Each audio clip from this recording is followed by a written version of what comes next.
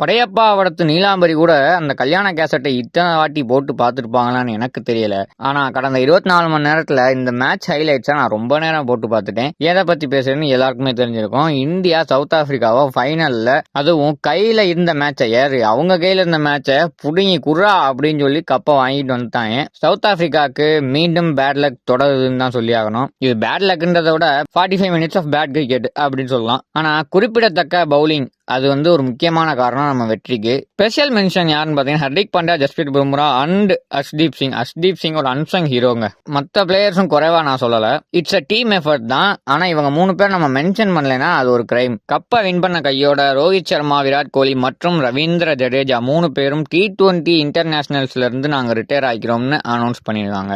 இது ஒரு ட்ரீம் ஃபினிஷ்னு சொல்லி ஆகணும் ப்ரோ. அப்படியே அந்த 2027 வேர்ல்டு கப்பையும் முடிச்சு கையில கொடுத்துட்டு போனீங்கன்னா ஐ எம் பினிஷ் அப்படின்னு எல்லா ஃபேன்ஸும் எதிர்பார்க்குறாங்க. ஸோ அது வரைக்கும் ரோஹித் தொடருவாரா அப்படின்றது பெரிய கேள்விக்குறி தான். பொறுத்திருந்து பார்க்கலாம்.